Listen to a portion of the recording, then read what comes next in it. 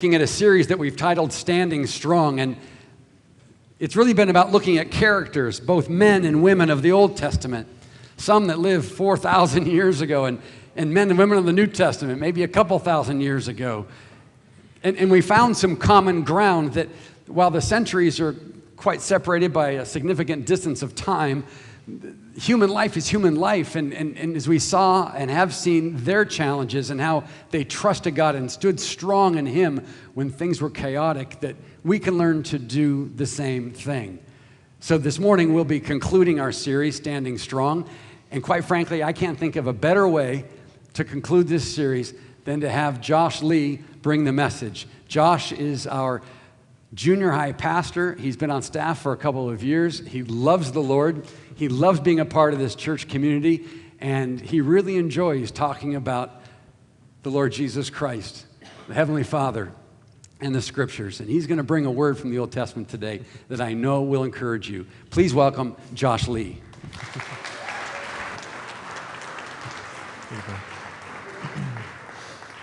Thank you, Brian. Good morning, everybody.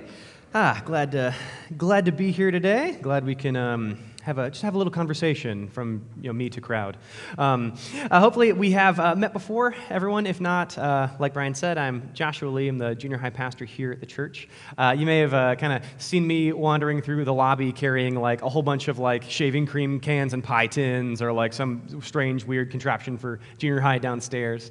I've been up here a couple times doing some of the announcements, so you might recognize my profile or something from side to side. Or maybe just in the church bulletin, you kind of look over on the left, and there's, like our staff photos, and maybe you've wondered, who's this young, attractive man? Oh, Chad Dusacco, great. Who's below him, though? Joshua Lee. Okay. He doesn't look Asian. But yeah, now we're friends, so now, you guys can call me Josh. If we were family, you'd either call me Josh or Josh Lee. We have to make the distinction because I know it can get a little confusing in my family's household. So, myself, I'm Josh. I'm married. Katie, she's right over there. Everybody look at her. She loves when I do this. Yeah, she loves it. So her real name is Catherine, and she actually has a brother named Josh. And so that's kind of one of the reasons we need a distinction. Josh, he wanted to make things interesting and decided to marry a Catherine. So now we have Josh and Catherine, Josh and Catherine. And so, the distinction is important, especially because my sister decided to not be outdone. And she, Jessica, decided to also marry a Josh. So we have Jess, Josh, Catherine, Josh. And it's a good time. But so we're thinking, what? We've got last names, though. Thank God for last names. So we can try to figure something out. However, we've got a Josh Hamilton and a Josh Heinrich. So they're both Josh H. So we can't do that either. So we have to figure something out. And, to make it even better, like it wouldn't be enough if that was just it. My dad's name is Steve, and in my family, it's like the dad's name is like the son's middle name sort of thing. So like my name is Steve, my middle name is Steve also. And my cousins, they call my dad Uncle Steve because he's their Uncle Steve. Katie, she also has an Uncle Steve. And so when we're with that side of the family, I hear Uncle Steve, and I start looking for my dad, and I get confused, right? Katie, along with an Uncle Steve, also has a grandfather Steve, too. So if our whole family gets together at Christmas time, we have up to 4 Steves, 3 Joshes, 2 Catherines, and a partridge in a pear tree. So it's a bit much, but we make it happen. I have been married to my wonderful wife, Catherine, Katie, for about 10 and a half months now. It's been great, and we are expecting that the next month and a half will be just as good, which is good. Oh, sorry. Sorry if that was confusing. That's something that should teach you in premarital counseling is like you can't say the word expecting anymore. Just don't do it. Like if we're in the lobby and someone's like, oh, hey, Josh, Katie, like what do you think that movie's going to be like? It's like, oh, yeah, we're expecting it to be great. 5 heads go, oh, like, So I know that's a tough word. I am a little bit about me. I'm currently at Biola University, going to Talbot Seminary School, getting my master's degree up there. Go Eagles! You're good. I got my undergrad from Cal Poly San Luis Obispo. Go Mustangs! Yeah. Okay. Nice. Ooh, yeah, got some wooers. Nice. And then before that, I just down the road was going to Laguna Hills High School. So go Hawks. There we go. Yeah. A couple Hawks. Great. So I went from being a bird to a horse to a bird again. And like I'm glad to be a bird again. I think it's just better that way. I was recently here at church because, I hang out here sometimes. And I was doing some work, and when like you get an email and you know you're not going to read the email like right when it comes in, it's like the thing you subscribed to, and like you don't have the heart to unsubscribe because you're like, well, I'm going to read those things, so you kind of keep archiving them and stuff. And so like I opened the email because it's like this youth ministry podcast that they're on like episode 38, and I've listened to one of them. But so I opened it so it wouldn't be like a little blue dot anymore in my email, and then I archived it with all the other ones that I haven't listened to. But it caught my eye, actually, and so it made me pause for a second. The title was like Empowering Student Leaders in Your Ministry. And it was like, I like empowering student leaders. That's cool. So I opened it up, and the podcast was 45 minutes long, so I didn't listen to that. But they had like a little Cliff Notes kind of thing with little timestamps, and I was like, perfect. So I was reading the Cliff Notes on the podcast. And something that I read, it totally hit me. And the context of it was they're saying how when you empower student leaders, they've got such amazing passion and ideas and everything. And the soundbite was, yes, because they still believe they can change the world. And that hit me, because it was like, oh yeah, they still believe they can change the world. Like, wait, when did I stop believing I could change the world? And I had to really pause and think about that. Because I don't know about you guys, but when I was younger, I was a child. And I wanted to be a professional baseball player. I wanted to be an astronaut. I wanted to be the king of the world because that would have been a thing in my future. I wanted to write a book, be an actor. I wanted to make my own comic books. Commander Cool, patent pending. I wanted to do all of these things, and unfortunately, I think like for you guys too, is as we've gone through life, like we've been beaten down in various things. Like you've realized, oh man, like I struggle with learning Spanish. I guess I'm not going to be, like bilingual. Like, oh gosh, like this math is way harder than I thought it was going to be. Or like, wow, I'm not as interesting with the ladies as I thought I was. Like whatever happens, like our dreams, they start slowly shrinking over time because we stop believing that we can change the world. There was a really specific time in my life where I really felt like this was kind of it. Like I didn't have dreams anymore. And I was working for a company called Digital Artist Management. And they're a great company, great people, nothing bad to say about them. It just wasn't a good fit for me there with them. But so Digital Artist Management, don't say the acronym out loud because we're in church. But so I was working there, and what I was a technical recruiter for the video game industry. So I, had engineering background, so I was an engineer that could talk. And so I would, I'm like kind of headhunting, recruiting these engineers for these, video game projects, whether they're like a programmer or doing like database stuff, or even maybe some artists and whatnot occasionally. But so I struggled a lot at this job because my thing was to find good, talented candidates that we could bring in and then sell to our clients. And you're finding people jobs. It's like, yeah, like I can find the next amazing designer, or someone's going to do some groundbreaking computer thing, and yeah, I can change the world kind of through that. And I would find these people who I was so excited about. I'd call them on the phone. They're telling me about this amazing doctoral program that they're in, like using like virtual reality to help people with like prosthetics and stuff, and like virtual surgery and everything. It's like, this is so cool. This is amazing. And I would bring these people to the table, and my boss and my coworkers are going like they don't have any job experience. Like they need to have these specific things. They need to have done this and this and this. And I'm like, yeah, they can do that, but like listen to their dream. And no one wanted to hear it. And that wasn't their fault. They're a company. That was their whole goal, is to get people jobs and stuff. But it was so hard for me because I'd find all these people that I saw the potential of, and then I'd be told they weren't good enough. And for myself, I would see the potential kind of in myself. And over time, I sort of just started feeling like I wasn't good enough, that I didn't matter, that I couldn't change the world. And so I stopped believing that I could. And so today I want to talk about a guy in the Bible. His name's Nehemiah. And I relate to him so much. Like thousands of years ago, he was doing the same thing I was. He was recruiting video game designers. And this is a guy who definitely, at one point or another, stopped believing that he could change the world. This is a guy who, because of his situation, because of what was going on, he felt so locked in to his inability to create change. Little background for him. He is an Israelite, God's chosen people. They, kind of had an up and down history and stuff. This is like the finishing end downer kind of for them. Like a little bit happens after this that we know about historically from the Old Testament. But Nehemiah and his people, they were in exile, right? They'd been conquered by the Babylonians and taken away from home. And so you can kind of see here up on the map, I've got a handy-dandy laser pointer. So we've got this region, we've got some ocean here, some land over here, so you guys know that. You can see Italy's boot over here, because that helps out everyone else. We got, Egypt and whatnot, and they're in the Persian Empire. And so a lot of this whole thing's going to take place in Susa, okay? So that's where Nehemiah is, and Jerusalem is over here, right? We can zoom in a little bit closer because it's a little hard to see. But so Susa and Jerusalem, they might look kind of close together. As like the crow flies, that's like 750 miles, but that's straight desert. So you got to go around that kind of through this Fertile Crescent area. And that's about 1,000 miles, basically, right? You can see right here, Memphis, Egypt is right there. I didn't know Tennessee was that close to to Jerusalem. Like, wow, we could practically walk there. And so, again, you can see Susa over here, and Jerusalem is right over here. And so that's where Nehemiah is. He's super far away, and he can't go home ever. They were conquered, they were enslaved, they were brought into exile by the Babylonians, and now he's stuck under the Persian Empire with a king who, he's a pretty good king, he's kind of intense at the same time. So kind of that's where we're starting off, right? So Nehemiah, he is in Susa, and he's totally stuck. We're going to get in the word real quick. So it's Nehemiah chapter 1, right at the beginning.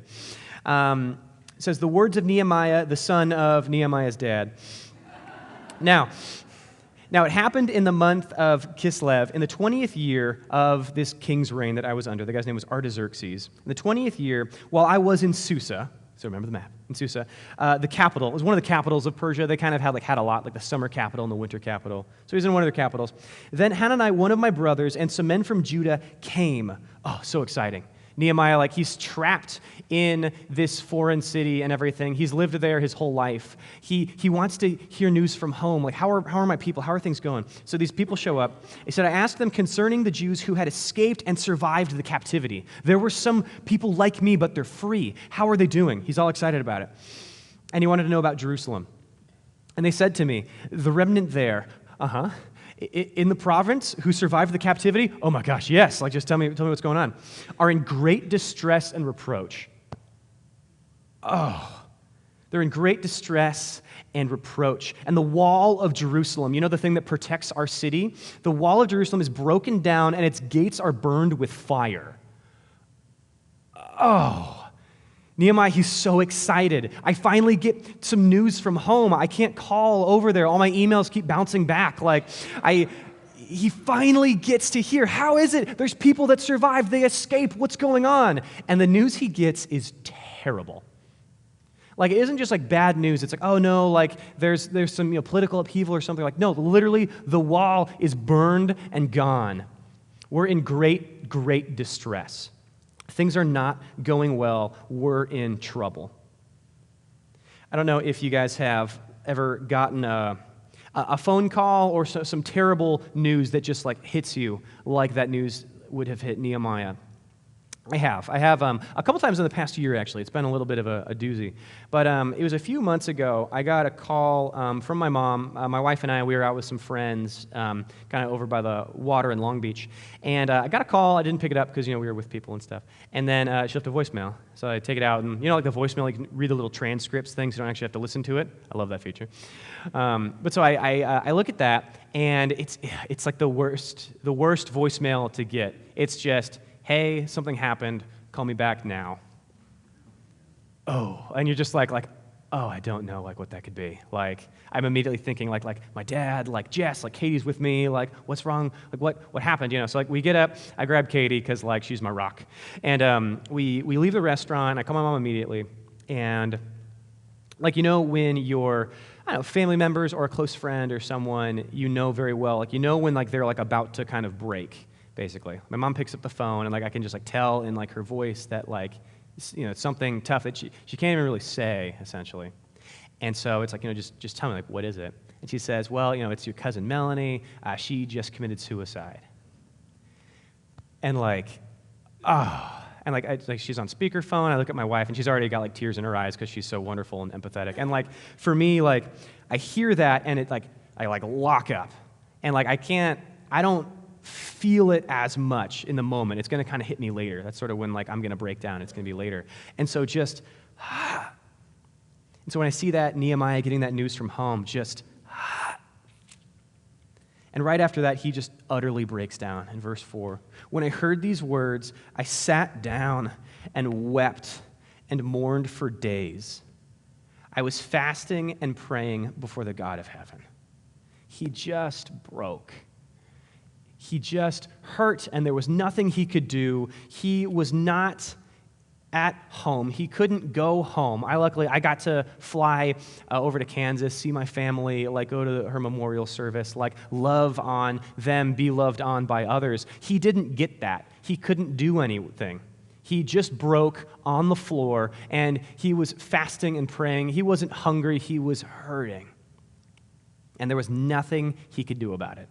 He was a cupbearer to the king, and he had to go to work every single day with a big smile on his face, big upbeat kind of thing, because you didn't bum out the king, right? If you're in his presence, you are happy, so the king is happy. So he's got to create a mask for himself and walk into work every day and try to not show that he's breaking inside.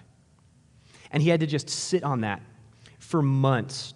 The story will continue in a second, but for months, Nehemiah, he was just trapped in his head. He had to he was thinking, what can I do? How can I help the people who are hurting so much and that I'm hurting for myself? He ended up making plans with no ability to execute them. Right? He's thinking, what can I do? How can I help? Step 1, I got to escape from Persia somehow. Step 2, I got to go from Persia to Jerusalem somehow. Again, 1,000 miles across territory that he wasn't familiar with. He had to find investors, maybe, that could finance the wall being built. He had to get building materials somehow to Jerusalem. Again, the whole area was burned, so there wasn't a whole lot of wood around. He had to find workers to build the wall, and then he had to begin a project building the wall around Jerusalem that was specifically forbade by the king Artaxerxes that he is the cupbearer to. The guy straight up canceled a building project. He didn't want it to happen. Nehemiah had no idea what to do. All he had was hurt and this ideas with no ability to execute them. I want to sidestep for a minute and look at this king Artaxerxes. And to really understand Artaxerxes, we got to go 3 kings back, all right? So he's going to be number 4. We've got 3, 2, 1. First king I want to look at is this guy, Cyrus the Great, okay? Now, this guy was great. He, Alexander the Great, he was great, but Cyrus was really great. He was great before Alexander was great, so great, right? This guy, he was the best. He ended up conquering the Babylonians, no easy feat, and he created the empire of Persia to really bring it to the max. This guy, he conquered, he built, he did so much, but the craziest thing for him, he's sort of like Cyrus the innovator. This guy, he would conquer the people, but he didn't enslave them, which was totally groundbreaking for the time. No one did that. When you were a king and you conquered a people, you took all of their wealth, maybe you burned their city, and then you took the people because that was a part of the wealth you would win. He didn't do that. He came in, conquered, and he would sort of say he liberated the people from their other masters, kind of thing, right? So he never conquered anyone. He just liberated a lot of people. The guy had good press, everywhere he went, right? This guy was on top of it. And so, Cyrus dies. There's this kind of bloody, coup to sort of see who the next king's going to be. This guy named Darius, he rises to the top. He was also the great, but he wasn't as great as, Cyrus the Great, nor really Alexander the Great, but he was kind of great. Darius, he was the expansionist. So he took everything Cyrus did, and he took it to the absolute max. At this point, under Darius' reign, he took the Persian Empire to rival the height of the Empire of Rome in size and wealth. It's kind of debatable who was greater. It was in different times, but he really went for it. He built the city of Susa, which is where we see Nehemiah hanging out. If you guys remember a couple weeks ago, Brian, he talked about the story of Esther. That also takes place in Susa. He started building this city called Persepolis, which had underground irrigation and sewage systems. Like, that had never been done before. This guy, like, he was doing engineering stuff, combat. He connected the Nile River to the Red Sea with like an east-west canal by hand. Like, he was going for it. And then he came across the Greeks. And he was like, ooh, I'm going to conquer the unconquerable Greeks. I'm going to make this happen, right? He rolls into the city of Marathon. If you guys don't know this story, there's, they're rolling into battle, the people are in Marathon, and this one guy named Phidippides, he gets to run 150 miles over the course of 2 days to Sparta to tell them they need help. He then runs back. He then runs about like 26.2 miles to deliver another message. This guy was moving, right? Like, so Phidippides, he was definitely wearing his PF flyers like at that time. Like, he was moving. And Darius would have won the Battle of Marathon, except for Phidippides' calves of iron. Like, he would have done it, but he failed. And so that's Darius. And then we've got Cyrus, we've got Darius, and then we've got King Xerxes, okay? And he tried, okay? He wasn't the great. He was just Xerxes because he wanted to be one of the big kids, right? He was a king in waiting for 36 years. Cyrus didn't say that there would be a successor, so Darius had to fight his way to the top. Darius picked Xerxes at an early age and was like, he's going to be king. So for 36 years, this spoiled kid is like waiting to be king and trying to be great. I assume he was spoiled, but we don't actually know that. But so this guy, and he's like, I'm going to be even better than Darius, right? He built a boat bridge connecting Asia and Europe. They like walked across water. They marched his entire army over these boat bridge things that he had made, like heavy armor. It was a very impressive bridge that he built. He attacks the Greeks, the whole Spartans and the 300 sort of thing. That's King Xerxes, right? And so he's going to attack the Greeks. He's gonna succeed where Darius failed. And he gets totally duped. He's got this huge army. He gets sucked into Thermopylae, which is like a really skinny mountain pass. They said it was like a width of a chariot was about how big this passage was, right? So his whole army gets drummed down to almost a single file line, and so they can defend this gate. But Xerxes, he's angry at this point, right? He's pushing through. They're losing so many men. It nearly cripples his army. He punches his way through. They finally make it, and they get to the city of Athens, and he's duped again because they had abandoned the city. So he shows up, and everyone's gone. There's no one to conquer. His army's been crippled. And he's so angry. He commands Athens be burned to the ground. And then the next day, he wakes up and goes, that was dumb. Rebuild Athens. And like he's just so flippant. If you guys remember the story of Esther, she marries King Xerxes. That's the guy, right? And his temper, you see that in the story of Esther. If you guys remember, the queen before Esther, Queen Vashti, he wanted her to come to a party he was having. She didn't want to come. He was kind of being a jerk about it. So we're on her team really. And then she says no, and he goes fine. And he essentially excommunicates her from the royal family, and then regrets it later. But he can't take it back because he decreed it, and so now he's got to go do the whole find Esther thing. This guy. So he had rage issues, right? He's burning stuff, throwing wives out. He wasn't, that stable of a guy. And that is Artaxerxes' dad, okay? Cyrus, Darius, Xerxes, he tried Artaxerxes, okay? And Artaxerxes comes on the scene, and he's looking at Cyrus and Darius going like, I can be like them. Dad, like Xerxes, you tried, you failed, I'm going to do it better. And he did in a lot of ways. Artaxerxes was the rejuvenator of this time period. He had a nickname. It was Longimanus, which it's like his right hand was longer than his left hand. And so Longimanus, it means great high fives in ancient Persian. If you didn't know that. But so he set to do what the others couldn't, right? He wanted to bring Persia back to the glory days. He finishes Darius' building of that city, Persepolis, with the underground sewage. Was super cool. He built the Hall of 100 Columns. We got a picture of that. There he is. He's got a strong nose and brow ridge. The other side is totally smashed off, so I guess he just only had half of a face. So yeah, there's kind of that in ruin. What it looked like more... 2,000 years ago? Yeah, there we go. So, and those columns, those are about like 100 or more feet tall, and they were perfect. How they had to make everything by hand and chisels and everything. And these columns, it was one of the wonders of the world at the time. They were perfect, and there were 100 of them, 100 feet tall. It was amazing. He totally nailed it. And then those pesky Greeks come in and then take over Egypt, which was under their control.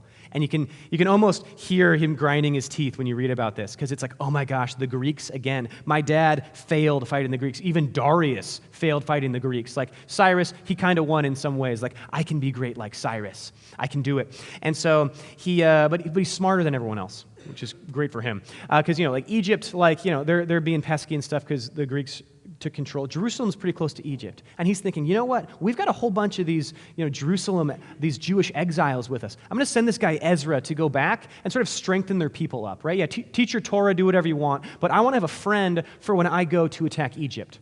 And they started building a wall around Jerusalem, and he was like, whoa, don't do that. I don't want to have to conquer you and then conquer Egypt, so don't build a wall. You can't build a wall, in fact. I decree it. But unlike my dad, I'm going to give myself an out. His dad would just decree stuff. Artaxerxes, he was like, I decree you can't build a wall unless I say otherwise. Because, I might change my mind. Because, my dad changed his mind a lot. So he starts there. So Artaxerxes, this is the king that Nehemiah is the cupbearer to. All right? And so Nehemiah, he's a cupbearer to the king, and he is so upset. He is so hurting deeply for months. He is just hurting and thinking, and he is trapped. And he's going to work, and what that looks like is as a cupbearer, there's not just one, there's like a bunch of cupbearers. This guy's the king of Persia, so there's like a whole bunch of people around him. There's like the sommeliers off to the side, like pouring the wine. Nehemiah, he gets the wine, and he like takes it over to the king. But he's not going to be like, I'm great, look at me. It's more like it's this kind of like sheepish thing. He's got to look happy kind of, but if you can imagine, like, you can imagine that Nehemiah, he's got like long hair, a big beard, he's got like a turban on or something, and he was supposed to cover his mouth when he was coming over to the king. So when he had the wine, he would go over to the king with his mouth covered and just sort of like this. And so any interaction he would have with the king would literally be like the vision of like this much around his eyes, right? So he's almost completely boxed in, like coming to talk to the king. And so he's got to do that day after day, week after week, month after month, just hurting. And the worst thing that could have happened for Nehemiah happens, right? He's totally closed off in every way. And the king notices that something's wrong with him. And it's not a good thing. Nehemiah chapter 2. And it came about in the month of Nisan Ultima, in the 20th year... Thanks. 20th year of King Artaxerxes, that wine was before him, right? The sommeliers had poured it, and I took up the cup and I gave it to the king, right? So he's like slunking over to the king, hiding his face and everything, and he's hurting inside, that kind of twisting, like fierce pain. I took the wine and gave it to the king. Now I had not been sad in his presence. He's like, it's been about 4 months, and I've been nailing it. It has been so hard. I've been breaking myself every day, but I've been doing it. Except for today. So the king said to me, why is your face sad though you're not sick? Somehow the king has a moment, I don't know, they lock eyes, and the king looks into Nehemiah's soul and just sees him breaking. And the king, when he says that, I bet everything stopped, right? He says, why are you sad? Why is your face sad though you're not sick? And everyone's like, because they're not alone. There's a bunch of cupbearers. There's like some guy fanning the king with like a palm frond, also covering his mouth. His like queen is next to him. He might have had like multiple queen, wife kind of things around. There were a lot of people. And everybody just, oh man, Nehemiah's totally going to die right now. Like, oh my gosh. And he looks a little bit closer. We kind of assume that. Why is your face sad though you're not sick? And you can almost like listen to him like kind of like peering off of his throne into Nehemiah's eyes. He says, this is nothing but sadness of heart. And Nehemiah is like, what? How did he know? And then then I was very much afraid. Like, you can't even like put words to that. It's just like terrified, like so stressed. He's like sweating immediately. Like, I was very much afraid. And this is where Nehemiah takes his first big risk. Up until now, he's been risking having a dream. He's been risking feeling and hurting for people that he cares about. But now he takes a big risk in front of the king. He shares his heart. And Nehemiah, at this point, for him to really open up like this to the king, that's borderline death sentence. Like, at this point, Nehemiah is kind of in a place where he's like, I just can't do it anymore. Maybe I am just supposed to die. And this is where we enter into what he says. He says, I said to the king, let the king live forever. Basically, like, you're super great. We could put the great after your name. Like, you're a cool guy. Why should my face not be sad when the city, the place of my father's tombs, lies desolate and its gates have been consumed by fire? Of course I'm sad. My home is destroyed. My people are defenseless. Wouldn't you be? He takes another risk. He shares his heart. And the king says this. Then the king said to me, what would you request? And this isn't like a buddy-buddy like, oh man, that's so bad. I feel so bad for your people. Artaxerxes doesn't care. Like, he's like, oh, like, well, what do you want me to do about it? Essentially. And then we have Nehemiah, so I prayed to the God of heaven. I just imagine that moment of him standing there, everyone staring at him. He might be a terrified, terrible public speaker, who knows? Like, the queen is like looking over at him like weird, and he's just like, and then we have, so I prayed to the God of heaven, God, help! And it says, I said to the king, and then he shares his dream. If it please the king, and if your servant has found favor before you, send me to Judah, the city of my father's tombs, that I may rebuild it. That's my dream. Right? You can imagine the king like stops and like looks at him and then like sits, and everyone is just going like, Nehemiah's totally gonna die. Like all the other cupbearers are like, nope, like, not me. That I may rebuild it. All right? And the king says this. Then the king said to me, the queen sitting beside him, he adds that in, so I feel like the queen was like looking at him or something. There's something about the queen. How long will your journey be, and when will you return? The cupbearers are like, whoa, what? And Nehemiah is like, oh, I've been holding my breath this whole time. Like, what? How long will your journey be, and when will you return? And here's his coup de grace. Here he risks sharing his whole plan with the king. Right? And he says all of his plan straight up. So the king knows it, like, you've been thinking about this, right? So he gives him the whole thing. He says, so it pleased the king to send me. I gave him a definite time. And he said I said to the king, if it please the king, let letters be given me for the governors of the provinces beyond the river, that they may allow me to pass through until I come to Judah. Step one, boom. And a letter to Asaph, the keeper of the king's forest, that he may give me timber to make beams for the gates of the fortress, which is by the temple, for the wall of the city, and for the house which I'll go. And the king granted them to me because the good hand of my God was on me. Nehemiah risks everything in that moment because he risked his heart. He shared his heart, then his dream, and then finally his plan. Too often we share our plan without sharing our heart, and we get crushed. Nehemiah, he had his 6-step plan, right? And he had no way to accomplish it. But then all of a sudden, a simple conversation with the king. Step 1, escape Persia. He's let go. That's amazing. Step 2, get to Jerusalem. Oh my gosh, he's got a caravan to take him there and letters to get him through all of the gates and everything. He's got step 3, he's got to find an investor. Oh, the king's backing this? Boom. I got to find building materials and everything. Oh, like letter from king to Asaph for the timber? Awesome. Like he gets all of this stuff because God was working behind the scenes. Nehemiah, he was only able to accomplish his goal because he believed in a big God. Nehemiah's God was not small and limited and trapped. Nehemiah's God was powerful. Nehemiah's God cared about the strife of his people. Nehemiah's God was a big God. Without the means, training, or even the freedom to do so, Nehemiah dares to dream. He dares to feel.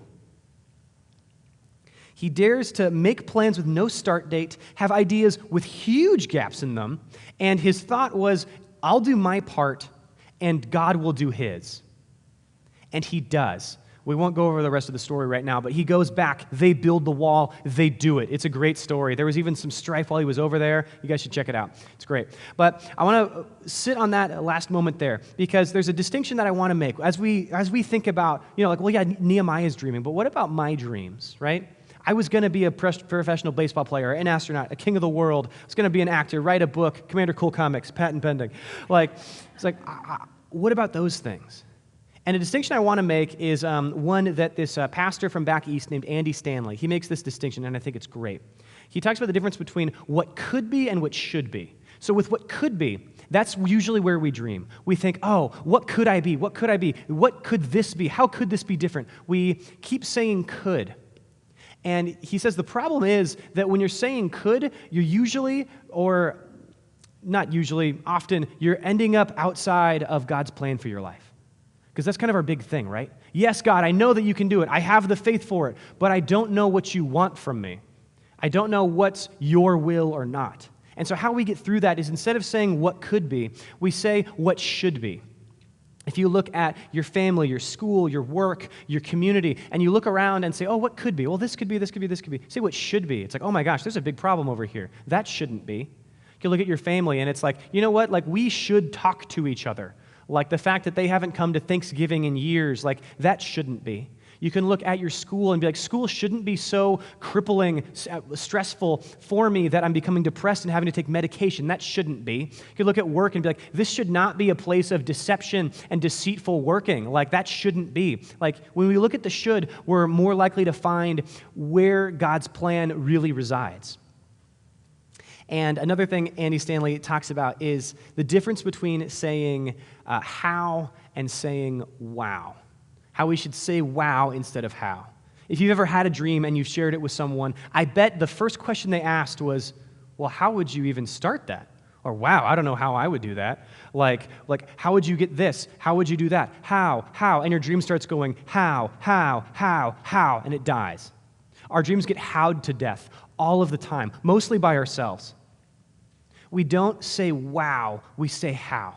So if we choose wow instead, if you think, oh my gosh, like what if the thing that should be, my family, we started talking again. Wow, what would that now look like? What if I changed something with my school that I wasn't depressed anymore? Wow, what would that look like? Because that should be. Or like my work, like what if, wow. And that's how your dream grows. Nehemiah, he didn't how himself to death. He made his plan and he said, God, here you go. And I bet he's just thinking, wow, that whole time. Wow, I can save my people with this wall. Wow, what God's going to do. My question that I want you guys to kind of sit on, that we're going to end with, is, will you risk dreaming again? Because we used to. This isn't something new for us. We used to have big dreams, and we've been howed to death over time. Will you choose wow instead of how? And risk feeling how Nehemiah felt. Risk dreaming what should be in my life, in my world. Will you risk dreaming again the way God wants you to? If you guys would pray with me real quick. Lord, God, thank you that we are here for a purpose. God, you put us on this earth in our situations, in our families, for a reason. It's not an accident that we're here, and God, we thank you for that. Lord, you have a design for our lives. You have a passion for us, and you've given us a passion for something. You've given us a dream. God, help us to know that you are guiding that dream. Lord, you knit us together in our mother's wombs. You guide our steps. You are here for the whole process. You're here for the long haul. God, help us to say wow and not say how. Father, we thank you for the love that you have for us. We thank you that you are a big God. I pray that you would give us the strength and the courage to risk dreaming the way you want us to dream.